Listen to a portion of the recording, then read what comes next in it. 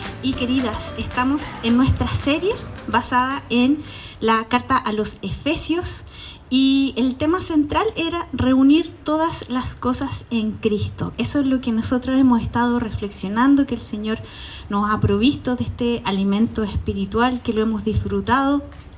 Lo comenzamos el año pasado, tuvimos que hacer ahí un alto en el verano y lo retomamos en marzo. Y me encantaría para aquellos que quizás han perdido las últimas reuniones, hacer un breve resumen que tiene dos objetivos, ¿ya? Quizás poner al tanto a los que no han estado en las reuniones, pero también tiene el objetivo de mostrar la conexión que tiene la escritura completa desde el capítulo 1, ¿sí? Es breve, así que no se preocupen. Pero es importante recordar que estamos en la primera mitad de la carta a los Efesios. Es el apóstol Pablo, ¿cierto?, que le escribe a los creyentes judíos y gentiles de Éfeso. Y en esta primera mitad está abocado principalmente a la verdad teológica sobre Cristo y sobre nosotros. Y la segunda mitad es la verdad puesta en práctica, cómo vivimos aquello que entonces conocemos por medio de nuestro Señor. En el capítulo 1 comenzamos desde el versículo 3, vimos esta alabanza preciosa que hace el apóstol Pablo con un corazón totalmente lleno de gratitud al Señor. ¿Por qué? Por estas bendiciones espirituales a las cuales tenemos acceso por medio de Cristo Jesús. Y pudimos ver ahí cómo, que lo sabemos, pero era muy importante ver cómo el apóstol estallaba en adoración al Señor, recordando que hemos sido apartados, que hemos sido rescatados, perdonados, adoptados y hechos coherederos con Cristo Jesús, en Cristo Jesús. Y además, como si esto fuera poco, además hemos sido sellados con el Espíritu Santo, ya que es la garantía de nuestra herencia en Cristo. Y al final del capítulo 1, a partir del versículo 15 en adelante, también vemos acá al apóstol que eleva una oración de gratitud al Señor por lo que ha hecho por sus hermanos creyentes en Éfeso. Y al mismo tiempo, si se acuerdan ustedes, intercede por los hermanos.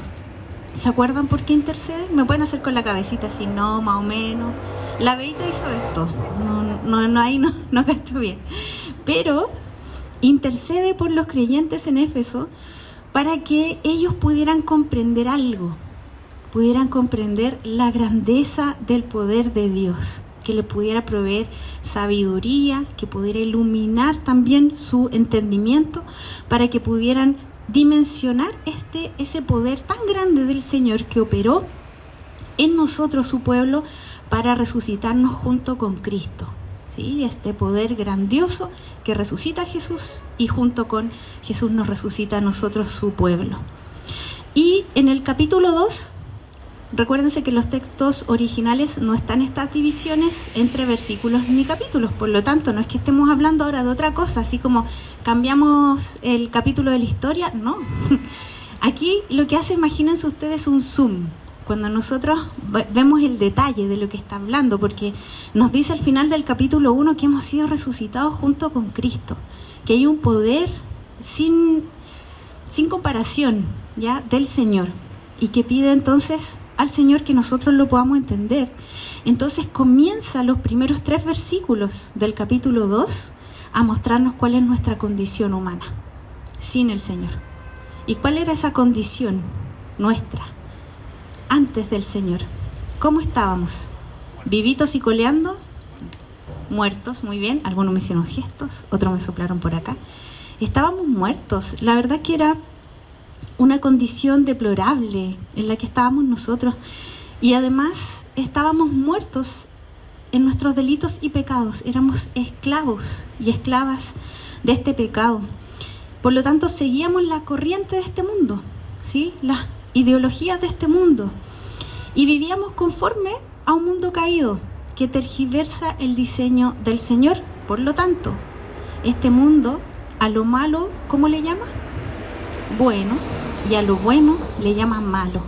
Y resulta que nosotros en ese otro tiempo, cuando estábamos en esta corriente del mundo caído, que estábamos con el entendimiento entenebrecido, ciegos ante el Señor entonces nos da vida y nos podemos dar cuenta que aquello que se le llama bueno aquí en este mundo es malo y que lo verdaderamente bueno es lo que dice el Señor y que lo podemos conocer a través de su palabra. Y nosotros sabemos que ningún muerto es capaz de traerse a la vida, ¿o sí? ¿Nosotros hubiésemos sido capaces de traernos a la vida? No podemos. No podemos traernos a la vida. Y ahí lo que enfatiza el apóstol es que nos encontrábamos en una condición que era irreversible, que no había cura, ¿ya? No había como vuelta atrás en esa condición de muerte. Y es tan hermoso porque no se queda ahí. Si no, sería terrible llegar solamente hasta el versículo 3, porque continúa y agrega un pero. Pero Dios, ese pero es crucial. No nos quedamos solamente con esta condición deplorable de muerte, dice, pero Dios, Él sí nos puede traer a la vida. Estoy parafraseando, ¿ya? El infinito poder de Dios que resucitó a Jesucristo es el que también operó en nosotros para poder resucitarnos junto al unigénito Hijo de Dios. Y podemos vivir eternamente, ¿sí? Nuestros cuerpos ahora carnales, terrenales, en algún momento van a morir, ¿sí? Pero vamos a tener estos cuerpos glorificados. Y ya nuestro espíritu le pertenece al Señor, por lo tanto vamos a vivir por la eternidad. Y esto sí que es irreversible. Esta condición de esta nueva vida, esta sí que es irreversible, porque la otra, la de muerte, claro, para nosotros no había vuelta atrás, pero el Señor operó, nos dio vida. Pero ahora podemos volver a la muerte, podemos volver atrás, si ya el Señor nos dio vida, no podemos. ¿Y saben por qué? Porque además la vida está anclada en los atributos de Dios. Y Dios es fiel y ya no nos va a desechar. No nos desecha el Señor.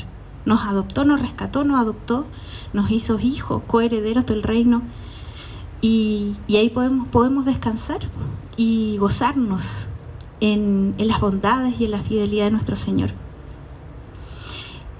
Y no quedamos ahí. Falta todavía unos pasajes muy importantes, son los que vamos a ver hoy día, los versículos del 8 al 10, como muy bien la Pri nos lo leyó y lo revisamos en nuestras Biblias. ¿Y con qué nos vamos a encontrar en estos pasajes? Es con un énfasis que hace el apóstol. Por supuesto, Dios mismo hace ese énfasis, Él inspira la Escritura. Y ese énfasis está en torno a la autoría de la salvación y al propósito de dicha salvación en nosotros. A eso se refiere. ¿Les hago un spoiler o no? ¿De quién será la autoría de la salvación? ¿Quién es el autor de la salvación? Es nuestro Señor. Y vamos a ver que el propósito está asociado a buenas obras, ¿sí?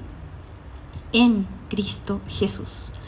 Entonces, vamos a leer de nuevo el... Sí, gracias. Confío en ti, Alex, más que en mí. El pasaje dice así entonces, dice por gracia, porque por gracia sois salvos. Acuérdense que está el porque venía de los versículos anteriores, donde ya sabíamos nosotros que de esta condición de muerte el Señor nos trae a vida, y además nos decía por gracia sois salvos, entre paréntesis. Tomamos esto, ¿sí? Y ahora lo vamos a profundizar. Dice porque por gracia sois salvos, dice por medio de la fe, y esto no de vosotros, pues es don de Dios, no por obras, para que nadie se gloríe, porque somos hechura suya, creados en Cristo Jesús para buenas obras, las cuales Dios preparó de antemano para que anduviésemos en ellas. Y como el Alex había mostrado, entonces nos vamos a enfocar en estas dos ideas principales que tiene que ver con que somos salvos por medio de Cristo y que hemos sido creados en Cristo para buenas obras. Vamos al primer punto y nos vamos a detener entonces en los primeros pasajes. Dale, siguiente nomás, Alex. Dice, porque por gracia sois salvos por medio de la fe, y esto no de vosotros, pues es don de Dios. Bueno, el apóstol Pablo le estaba escribiendo a los creyentes, no a inconversos, ¿ya? Que uno podría decir, oye, esto es como, hay que decírselo a aquellos que no conocen de Dios. No, pues parece que es importante que nos lo recuerden a nosotros también, ¿ya? Que hemos sido salvos por gracia. Y entonces hace un énfasis que es muy evidente. Y cuando estábamos nosotros muertos, lo que hace Cristo es morir y nos trae junto a Él a vida eterna, ¿ya? Por tanto, si somos salvos por gracia, es que es un regalo que nosotros no merecíamos, que además no pedimos y que no sabíamos siquiera que necesitábamos, ¿ya? Y eso es lo hermoso, porque de repente uno tiene ciertas necesidades que no las pide, que sean cubiertas, y llega un regalo, pero no es consciente. En este caso, nosotros no éramos conscientes de nuestra necesidad de salvación. Creíamos que quizás estábamos bien, pero no éramos conscientes de nuestra muerte y de nuestra condena. Y hemos sido entonces apartados por Dios y hemos sido librados de esa condena. Nosotros somos salvos. ¿Y en qué consiste esa salvación? En términos bien concretos, en que nosotros ahora podemos tener una mente renovada, ¿sí? Una mente renovada, una forma distinta además de poder vivir, de poder tomar decisiones. Ahora nuestro espíritu es el espíritu de Dios.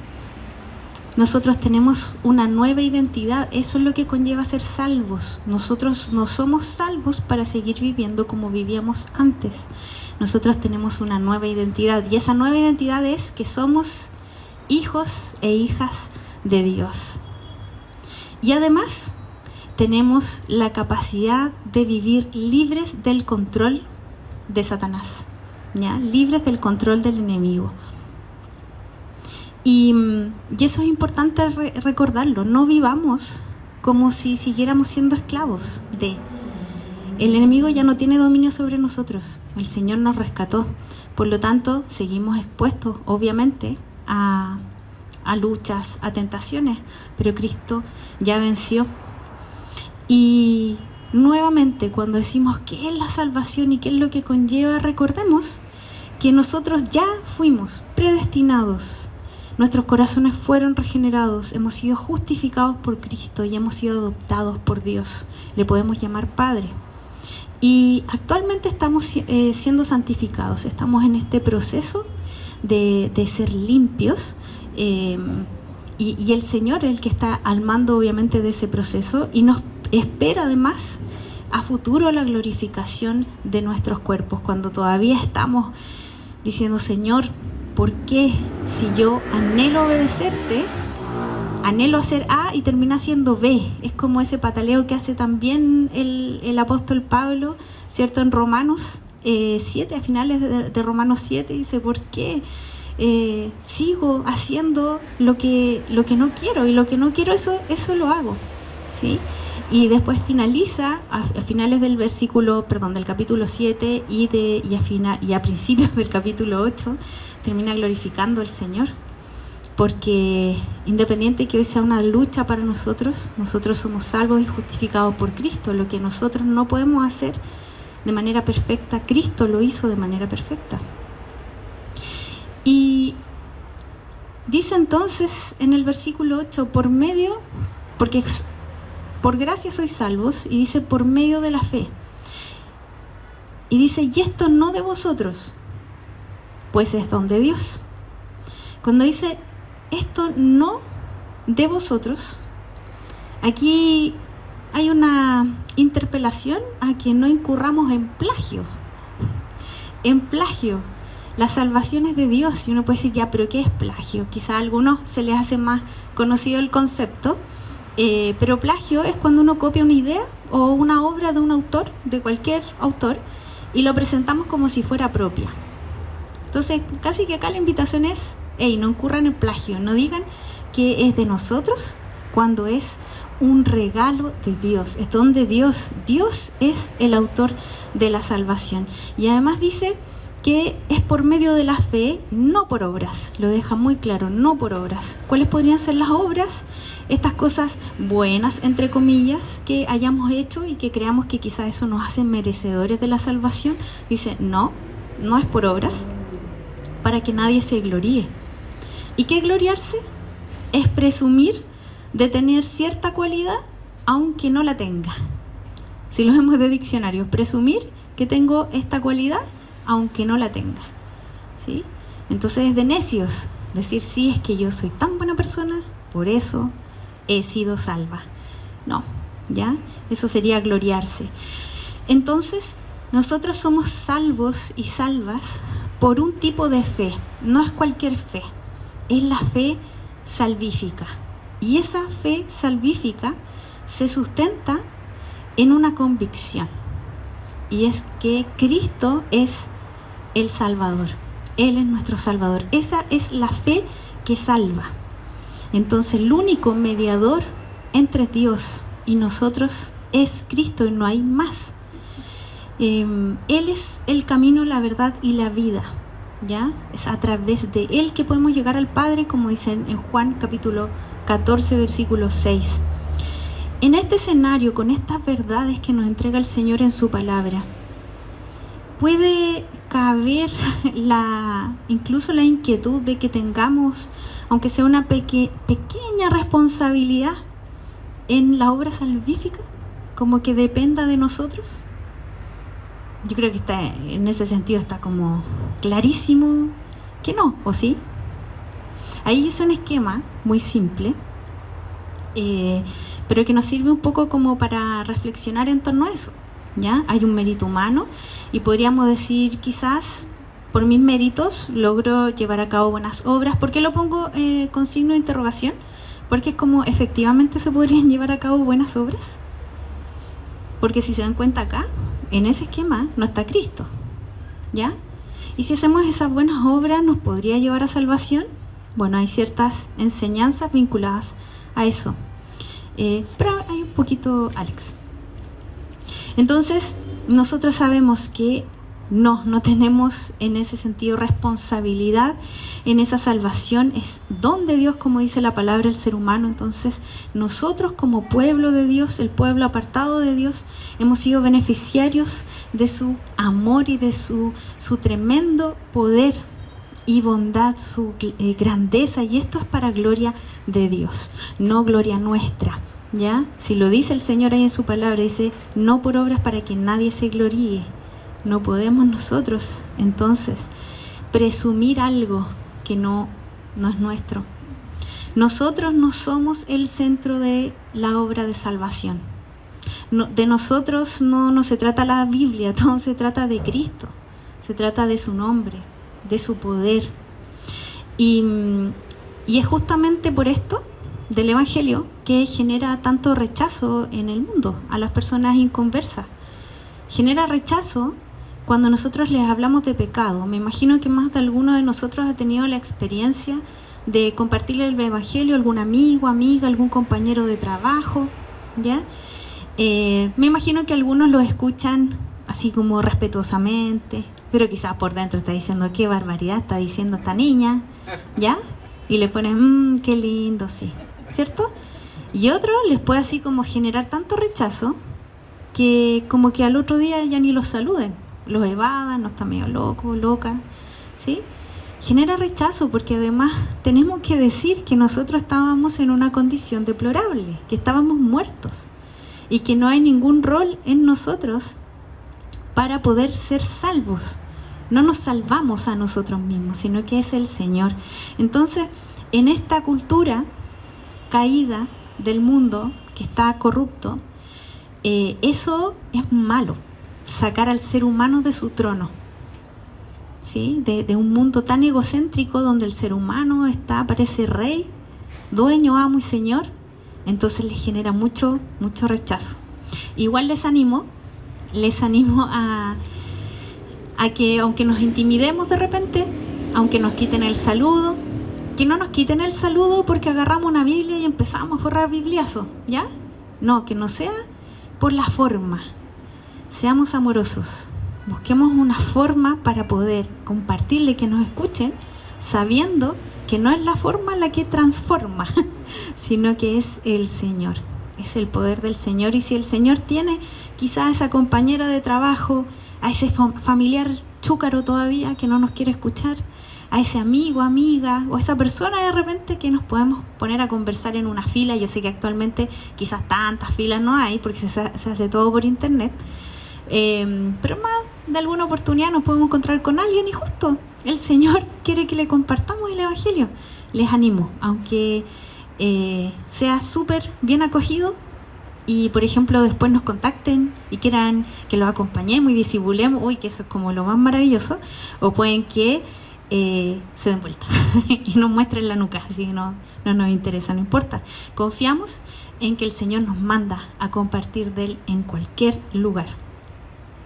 Y por lo tanto, la fe que salva es la que está sustentada en Cristo, ¿sí? Eso deberíamos tenerlo así como súper claro. Es la fe que está sustentada en Cristo. ¿Y saben qué? Otro golpe así fuerte para el ego humano es que esa fe también es puesta por Dios en nuestros corazones. ¿Ya? No nos esforzamos, no es como, yo quiero la fe, no, sino que es el Señor quien nos lo regala, ¿ya? Y es Dios quien nos capacita también para poder creer en Jesús y anhelar ser sus discípulos y discípulas. Es el Señor el que transforma nuestros corazones duros. Y a propósito de la fe, estuvimos hablando ahora, les compartía sobre la fe salvífica. También es un tema que podría ser un tanto controversial cuando lo compartimos con muchas personas que todavía no conocen al Señor, porque toman la fe de manera muy liviana, y yo creo que todos nosotros en nuestra antigua vida también, ¿ya? Se relaciona desde un foco también muy egocéntrico, como por ejemplo, ten fe en ti, tú puedes, tú tienes las habilidades. Si tú lo piensas, lo visualizas, vas a llegar a la meta porque tú puedes, ¿ya? O si no, dice, fe en ese santito, es súper milagroso, súper milagroso. O si no, el horóscopo. No, somos así, las Sagitario, somos así, entonces, si me invitan happy hour, voy a encontrar el amor hoy, porque eso dice, ¿ya?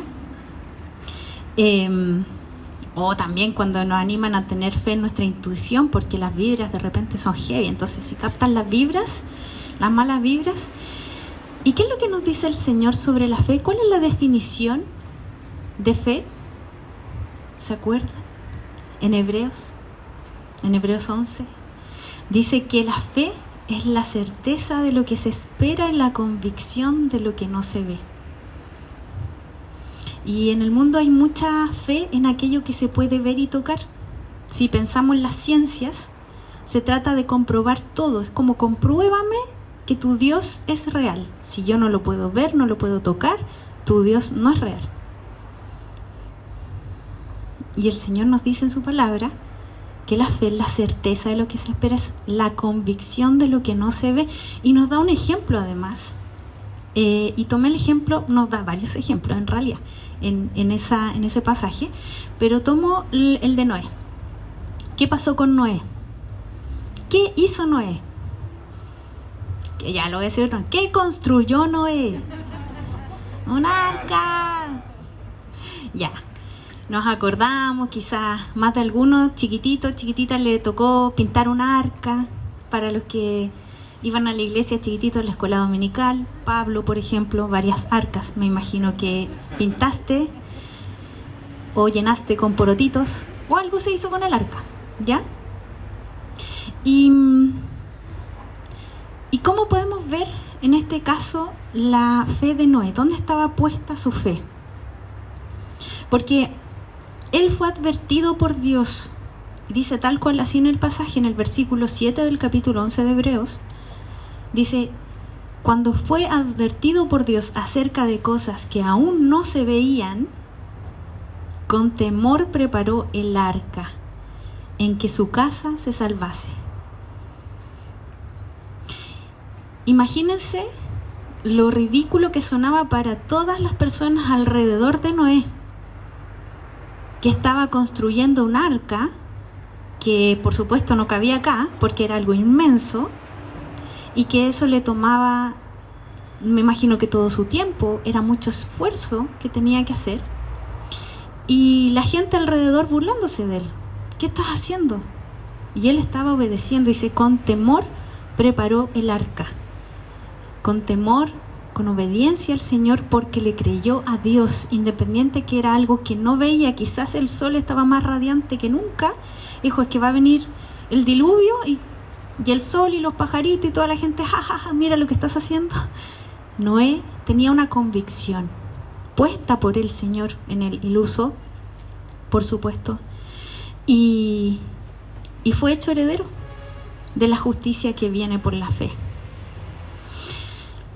Nosotros de alguna manera también pues estamos en esta carrera de, quizás es muy cliché esto como de construir el arca, pero en nuestra manera de vivir para muchos es loco, es tonto, es distinto, podría ser motivo incluso de discriminación, de un día viernes, jóvenes adultos, juntarnos para escuchar la Biblia, ¿sí? Y para muchas personas es como que deberíamos estar en otro lado, ¿sí? Porque la semana estuvo pesada, entonces en otro lado, pero estamos acá, estamos acá, y el Señor ha puesto un anhelo por escuchar de su palabra, porque sabemos que le conocemos a través de su palabra. Ha puesto un anhelo por además no hacerlo solos y solas, sino que juntarnos, hacer vida de cuerpo, relacionarnos, saber cómo está el otro, hablarnos, que muchas veces hasta eso nos cuesta mucho, pero el Señor pone también el querer como el hacer, de poder relacionarnos. Y recordaba también Juan capítulo 17, el versículo 20, cuando Jesús ora por nosotros. Dice, no ruego solamente por estos que eran sus discípulos, quienes lo seguían, dice, sino también por los que han de creer en mí por la palabra de ellos. No es que nosotros estamos creyendo, sí, porque vimos a Jesús, lo tocamos. Nosotros creemos porque fue expuesto el Evangelio y el Señor nos tenía apartados desde antes de la fundación del mundo. Y en el momento que el Señor lo tenía ya establecido para cada uno, nos llamó. Regeneró nuestros corazones, nos llamó y pudimos responder en obediencia. Y también, si ya somos salvos, algo para preguntarnos, ¿estamos poniendo la fe en cualquier otra cosa que no sea Dios? A veces nos podría pasar que perdamos un poquito el foco. Pongo la fe quizá en mi salud, o en mi condición física, en mi intelecto, en una pareja, o en el éxito laboral, o en los recursos económicos que genere. Y perdemos el foco.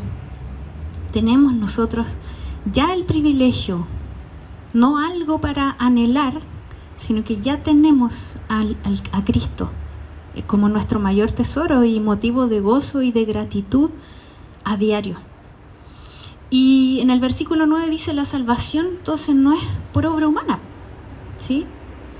El Señor no nos apartó desde antes de la fundación del mundo porque sabía que íbamos a ser súper buenos y obedientes. No nos apartó por eso. Dijo como, sí, yo creo que el Pascuale va a ser puntual. Entonces por eso yo lo aparto. Me va a servir para el servicio. ¿Ya?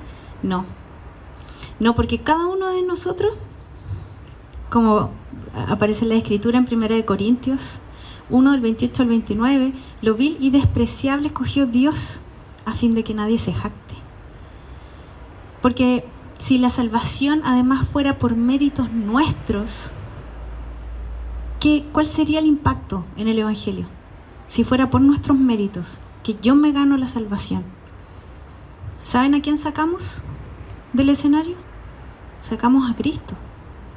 ¿Para qué Cristo? Si nosotros podemos hacerlo solo. ¿Y de qué se trataría también la santidad y justicia de Dios en ese caso? La humanidad cayó, hay consecuencias. Nuestro Dios es santo, es justo, es perfecto. Entonces creer que hemos sido salvos por nuestros méritos es negar a Cristo y es pisotear la gloria de Dios. ¿Ya? Ahí te voy a pedir el segundo esquema, eso. Si fuéramos más honestos, en realidad es eso. Si se dan cuenta acá, el mérito humano, nuestro mérito son las obras pecaminosas, ¿sí? ¿Y para qué? Para vanagloria, cuando creemos que son buenas obras, pero en realidad para vanagloria. ¿Y qué es la vanagloria? Este orgullo de nuestro propio valor. Hay un foco ahí egocéntrico, que nosotros seamos enaltecidos. Entonces yo hago algo para que los demás entonces me admiren. No está el Señor ahí. En este esquema pasa algo grave, que no está Cristo y no está la palabra salvación. Si no está Cristo, obviamente no va a estar la palabra salvación, porque la salvación es por medio de nuestro Señor, única y exclusivamente. Y como lo hemos visto en las Escrituras, los fariseos creían que eran salvos, ¿cierto? ¿Por qué creían que eran salvos los fariseos? Porque, y aquí voy a ocupar comillas de nuevo, porque guardaban la ley. Ellos estaban convencidos que seguían al pie de la letra todos los mandamientos y lo cumplían a la perfección. Y llevaban a cabo muchas prácticas ritualistas. Lo otro que hacían era orar en espacios públicos para ser visto por todas las personas, y que pudieran decir, oh, miren, ellos sí que son santos, ¿sí? Terminaban siendo ellos admirados. La gloria iba para ellos y no para el Señor. Pero también sabemos que Jesús los tenía acá, cachaditos, ¿sí? Porque Jesús es Dios y veía sus corazones, sabía las motivaciones de su corazón, sabía si no había un corazón regenerado. El único que cumplió la ley a cabalidad fue Jesucristo. ¿Y de qué manera? Nosotros lo vimos sometido en obediencia absoluta al Padre. Dio su vida de manera perfecta. Perfecta obediencia, sometimiento a Dios a cambio de nuestra rebeldía y de nuestro pecado. Entonces, nosotros podríamos caer en el engaño de que quizás al repetir una oración todos los días tenemos un mérito, un porotín. Solamente por repetir una oración. Y quizás el corazón está muy lejos de esa oración o de lo que estamos diciendo. O quizás estoy diezmando religiosamente todos los meses, porque no me vayan a bajar el sueldo, si no diezmo, Diosito se enoja. Ahí la motivación, ¿dónde está? O, por ejemplo, ya estoy diezmando, estoy repitiendo una oración todos los días, le doy dinero a una persona en situación de calle, no digo groserías, no robo en el trabajo, soy un buen siervo, intachable, merecedor o merecedora de la gracia de Dios. Nosotros solamente podemos ver obras externas. El Señor nomás conoce nuestro corazón. Y si bien esas cosas nosotros las podemos ver como buenas, está orando, aparte un tiempo todos los días, está diezmando, le está compartiendo dinero a una persona que lo necesita, se cuida de no decir groserías, no roba en su trabajo, pero el Señor sabe lo que hay en su corazón, y si eso es motivo para que nos enorgullezcamos, estamos ahí desechando a Dios. Si nos creemos merecedores de la gracia de Dios, la gracia ya no es gracia, si es un regalo inmerecido. Entonces un siervo de Cristo es aquel que reconoce que sin Jesús estaría muerto. Ese es un siervo de Cristo. Sin mi Señor yo estaría muerta. Sabe que depende de Cristo para poder abundar en fruto. Gozo, bondad, mansedumbre, templanza, amor. Un siervo de Cristo es aquel que ora al Padre reconociendo su condición caída, exponiendo su pecado en busca de perdón, agradeciendo el privilegio de haber sido escogido y convertido en hijo de Dios, aunque no lo merecía. Un siervo de Cristo, además, busca la gloria de Dios, no la propia. Entonces va a diezmar u ofrendar, pero sin publicarlo. No en Facebook, he estado diezmado, ¿ya? una historia en Instagram con la transferencia aquí. Ofrenda hecha, lista, check, ¿ya? No lo publica. Se aferra al Señor para vivir con integridad en su trabajo. Se aferra al Señor para vivir con integridad en su trabajo, ¿ya? Ahí hay una muestra de dependencia, porque es consciente de que no lo puede hacer por sus propias fuerzas. Entonces, no juzgando, no para ser un referente de perfección, ¿cierto? No para andar buscando el error en quienes lo rodean para darle también bibliazos, ¿sí? No estamos así, pues no somos la PDI Canutiña. No hacemos eso. Sino lo que buscamos es poder dar testimonio de quien nos rescató de una antigua manera de vivir. Que aquellas personas que nos conocían o nos conocen de hace mucho tiempo y una vez que el Señor nos llamó no se alejaron, porque puede que muchos de nosotros sí nos haya pasado que muchas personas, amigos o incluso familiares se alejaran de nosotros, pero los que se han mantenido sin duda han visto un cambio. Oye, tú eres otra Daniela, tú eres otra Debbie, tú eres otro Javi, tú antes hacías esto y ahora no, eres otra persona, ¿ya? Y el Señor también en su inmensa misericordia nos permite vivir situaciones que quizás vivimos en el pasado y que actuamos pésimo, cero dominio propio, cero amor, y ahora nos presenta la misma situación y nosotros podemos ver la transformación que ha hecho el Señor en nuestro carácter para gloria de Dios. Si nos preguntan, oye, pero ¿qué onda? ¿Hubiese actuado de otra manera antes? Le dije, sí, porque ahora soy hijo de Dios. Y te van a decir, no mentira. Ahí usted aproveche de predicar. Vamos al segundo punto. Creados en Cristo para buenas obras, porque somos, dice, hechura suya, creados en Cristo Jesús para buenas obras, las cuales Dios preparó de antemano para que anduviésemos en ellas. Si nos damos cuenta en el pasaje completo que leímos hoy día, en la primera parte, o en la primera idea, sabemos que somos salvos por medio de la fe, pero que proviene de Dios, es un regalo de Dios. Y en esta segunda parte, además somos, dice, hechura suya, creado en Cristo Jesús, para buenas obras, las cuales Dios preparó de antemano. Nuevamente, acá no hay espacio para enorgullecernos de nosotros, sino que el espacio está para poder darle la gloria al Señor. Él nos aparta, Él nos escoge, nos capacita y nos provee además de estas buenas obras para que nosotras podamos disfrutarlas, aprovecharlas, ¿ya? Para darle gloria a Él. Por lo tanto, hay que recordar algo. Con la desobediencia de Adán entra el pecado, se corrompe la creación. Legalmente, lo que pasó es que el diablo asume el dominio sobre nosotros, porque nosotros al desechar, ¿cierto?, el dominio del Señor, quedamos bajo el dominio de Satanás. Pero Dios, por su inmenso amor, nos rescata, muere en nuestro lugar. Jesucristo muere en nuestro lugar, resucita y nos libera del dominio de Satanás. Cristo venció la muerte y nos rescata legalmente, ya, de la esclavitud al pecado. Y dice en el versículo 10, porque somos hechura suya, creados en Cristo Jesús. Si bien el pecado nos mató, Dios nos hizo nuevas criaturas. Pero Dios, ¿cierto? Estábamos muertos, pero Dios nos hizo nuevas criaturas. Y si nosotros vemos en el griego, el hechura suya, en griego es poema. Ese es el nombre que significa obra maestra. Es lo que se utiliza, por ejemplo, cuando hablamos de un poema, una pintura, una escultura. Es como algo hermoso, es una obra de arte.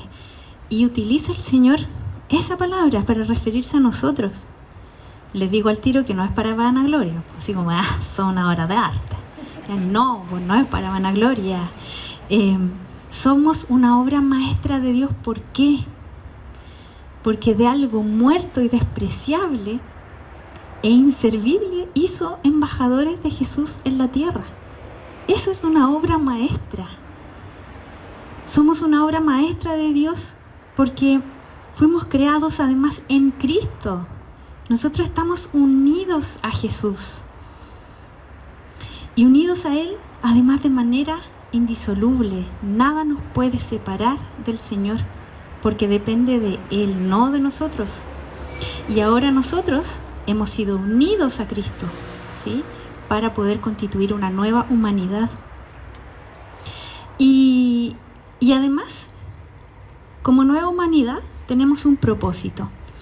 Y ese propósito lo dice claramente: creados en Cristo, dice, para buenas obras. Ese es el propósito. El propósito entonces es tener una vida de lujos, placeres sin igual. No, eso es una interpretación egocéntrica. Lamentablemente hay enseñanzas, hay doctrinas, falsas doctrinas, que apoyan esa idea de que hemos sido salvos para poder tener un muy buen pasar en material en esta tierra.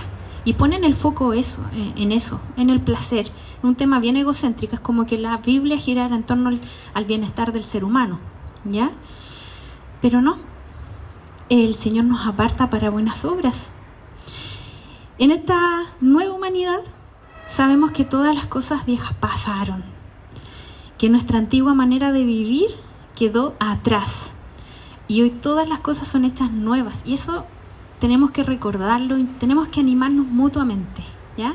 No es como estar con lupa y viendo, a ver, está ahí como tu antigua manera de vivir, ¿qué te pasa? Biblia, ¡pah! No, sino que de manera compasiva, también confrontando al hermano y la hermana con amor. A mí me lo han dicho en muchas ocasiones. Uno tiene que aprender todo de nuevo, aprender a relacionarse. Cuando el Señor nos rescata, nos crea nuevamente, espiritualmente, el Señor nos da vida, somos bebés espirituales. Entonces, al principio estamos pasados al mundo, ¿ya? Entendiendo muchas cosas como las hacíamos antes, pero el Señor nos dice, no, todas las cosas son hechas nuevas, todas las cosas, equivocaciones, quedó en el pasado, ya te perdoné, vamos adelante, te estoy santificando, los estoy santificando, y pueden recorrer este camino de buenas obras. Entonces, hemos sido traídos a la vida para estas buenas obras, siendo representantes de Cristo el Rey. Ya esas son características de estas buenas obras, siendo representantes, embajadores de nuestro Señor. Y lo otro importante, y ahí aparece muy bien Alex, que las buenas obras no preceden la salvación, es decir, no están como un condicionante para poder ser salvos. Nosotros somos salvos en primer lugar por Cristo para buenas obras. Si se dan cuenta que desde una perspectiva egocéntrica, caída, se invierte, no nosotros, estando nosotros en las tinieblas, se invierte eso y creemos que es a través de las obras llegamos a la salvación, pero no, es por medio de Cristo y es para algo concreto. Y una buena obra es aquella que se realiza por obediencia al Señor, porque reconocemos que el Señor es Señor de nuestras vidas. Y hay un pasaje en Juan, en el Evangelio de Juan, capítulo 14, versículo 15, que Jesús mismo dice, ahora sí, porque quiero que lo escuchen: si me amáis, guardad mis mandamientos. Eso dice Jesús en Juan 14, versículo 15. Si me amáis, guardad mis mandamientos. Guardad, es guardarlo en una cajita y lo recuerdo de vez en cuando. No, pues, es vivir los mandamientos, es hacerlo carne. Y Juan, pero en una de sus cartas, la primera de Juan, capítulo 2, versículo 4, también menciona: el que dice yo le conozco, yo conozco a Jesús, y no guarda sus mandamientos, no hace lo que el Señor dice, el tal es mentiroso. Al decir yo conozco al Señor, la boca sostiene mucho, pero en términos concretos lo que hacemos, la manera en que vivimos, da cuenta de aquello que profesamos con nuestros labios. En 1 de Juan también 4, 20 dice: si alguno dice yo amo a Dios y aborrece a su hermano, dice, también es mentiroso. Entonces puedo decir, yo amo a Dios, ¿sí? Yo creo en Él, yo le conozco. Pero si eso no está acompañado de un fruto concreto de esta obra, el tal es mentiroso. Y esto muchas veces se podría refutar y se podría tergiversar al creer que depende de las obras que seamos salvos, y no es eso. Acuérdense que es consecuencia. Nosotros somos salvos, hay una nueva manera de vivir, tenemos un entendimiento, entonces una mente renovada, y por lo tanto vamos a vivir de manera distinta a como lo hacíamos en el pasado. En Santiago 2:19 dice, ¿tú crees que Dios es uno? Bien haces. También los demonios creen y tiemblan. Oh. Los demonios creen en Jesús, saben que es Dios, pero no se someten a Él. Por lo tanto, no basta con decir, creo en Jesús, sino vivo como Él me dice que viva. Imagínense, súper fuerte la comparación. Dice, tú dices esto, claro, los demonios también lo dicen, ya. ¿Y cuál es la diferencia entonces? Los demonios no lo obedecen, no se someten, lo rechazan. ¿Y tú en tu vida? Yo en mi vida me estoy sometiendo al Señor o lo estoy rechazando a través de mis decisiones y de la manera en que vivo. No, que la verdad es que a mí no me hace mucho sentido esto de congregarse. Es mejor en la casa, deberían transmitirlo por YouTube, deberían y directo, porque así estoy más calentita, ¿sí? Pero el Señor nos dice que es una opción de rescato, y es opción tuya si te quieres congregar. No, el Señor es un mandato, congregarnos, reunirnos, preocuparnos unos por otros, ser familia de Dios. Y hay otro pasaje muy también heavy, de Mateo 7, 22 al 23. Jesús dice, muchos me dirán en aquel día, Señor, Señor, ¿no profetizamos en tu nombre? Y en tu nombre echamos fuera demonios, y en tu nombre hicimos muchos milagros. Y entonces le declararé, dice Jesús, nunca os conocí, apartaos de mí, hacedores de maldad. Por lo tanto, quien ha sido impactado por el poder transformador de Dios es un hacedor de la palabra para la gloria de Dios, no superficialmente, sino que de corazón, un corazón humilde, un corazón contrito, un corazón que le duele el pecado, un corazón que va a los pies del Señor a pedir perdón cuando ha pecado, ¿sí? Y nosotros no vamos a pedir perdón porque tenemos miedo de perder la salvación. Nosotros somos libres de eso. No tenemos miedo porque sabemos que Cristo ya nos rescató. Nosotros vamos a pedir perdón porque sabemos que hemos ofendido al Señor y le amamos y queremos vivir a la manera de Dios, no a nuestra manera. En el versículo 10 dice que Dios además preparó estas buenas obras para que anduviésemos en ellas. Las buenas obras entonces vienen como consecuencia de la salvación, lo sabemos, ¿cierto? Dice para buenas obras. Y las preparó el Señor. Entonces, más encima el Señor nos provee esas buenas obras. No sé, la posibilidad de poder tomar decisiones que honren a nuestro Salvador, de demostrar que lo amamos. Y además nos dice que andar en buenas obras, en el fondo es vivirlas.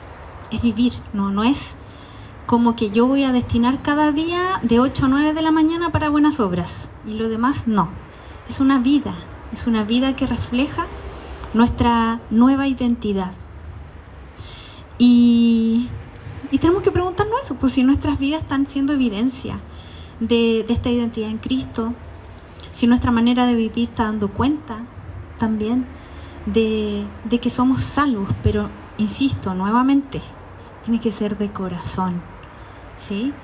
Nosotros lo que nos esforzamos es buscar al Señor, aferrarnos al Señor, a tener una relación de intimidad con nuestro Señor.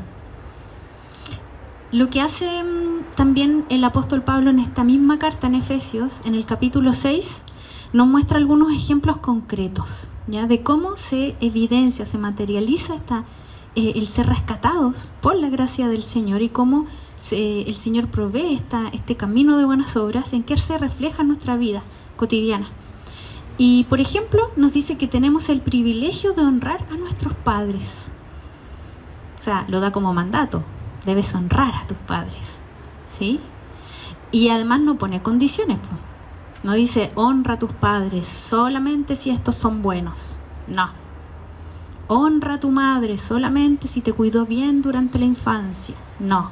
El Señor dice, honra a tus padres. También nos dice que respetemos a nuestros esposos, para las que estamos casadas y para las que en el futuro se casarán. Y no pone condición. Señor, no pone condición. Dice, no solo cuando no me ofenda o cuando se porte bien, ya ahí sí lo respeto. No, tengo que respetarlo. Siempre.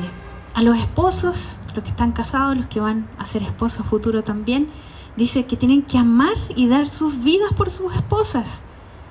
No dice no, solamente si cumple con sus expectativas y si piensa igual que ustedes, y ahí sí honran a su esposa y ya la aman y dan su vida. Si se pone pesadita, no dice eso la palabra, ¿ya? O someternos, por ejemplo, a nuestra autoridad, a nuestros jefes, también sin condición, no por el que me cae bien, buena onda, ¿no? Porque saben que primeramente nosotros nos estamos sometiendo de corazón a Cristo. Estamos reflejando esta nueva identidad que tenemos en nuestro Señor. Por ejemplo, lo que el Señor nos provee también como este camino de buenas obras es cuando nos permite acompañar a algún hermano o alguna hermana que está nuevita, ¿sí? Que recién está conociendo al Señor y tenemos el privilegio de acompañarlo o acompañarla. La acompañamos en sus luchas, en sus pataleos, en sus batallas, en sus dolores, en sus angustias. Tenemos el privilegio de poder discipularlos, de enseñarles de las Escrituras. Cuando a veces estamos súper cansados, ya nos vamos quizás al tuto, pero es necesario llamar a ese hermano o esa hermana. Es necesario darle un tiempo para poder conversar. Eso son buenas obras y que no provienen de nosotros. El Señor nos la entrega. O cuando de repente tenemos aquí a este hermano en la cabeza, así como que no hemos acordado de este hermano. ¡Uy! El Pepito, ¿por qué de nuevo? Pepito, ya, hace rato que no va jóvenes. Ya, pero Señor, protégelo. No, pues, de manera concreta es contactarlo, saber cómo está, si le ha pasado algo, si necesita un cafecito conversado, ¿ya? Y el Señor nos provee esas instancias para poder compartir el Evangelio, para poder estudiar la palabra, para poder ser nosotros animados, todos. Quien es acompañado y quien acompaña, mutuamente están creciendo en el conocimiento del Señor. Y ya como conclusión, para finalizar, y para que nos vayamos así como muy claritos, no nos hemos salvado a nosotros mismos. Dios nos ha salvado por medio de la fe en Cristo. No hay mérito alguno en nosotros. No hay de qué enorgullecerse o sentirse superiores que los demás, sino más bien la obra de salvación nos debería llevar una gratitud diaria desbordante a nuestro Señor y a un corazón humilde y compasivo hacia quienes se encuentran incluso alejados de Dios. Nos debería mover esta urgencia por el Evangelio porque es una cuestión de vida o muerte. Somos nuevas criaturas también por medio de Cristo para vivir conforme a la buena voluntad de Dios, siendo hacedores de la palabra, encarnando a Cristo a quien estamos unidos por la eternidad.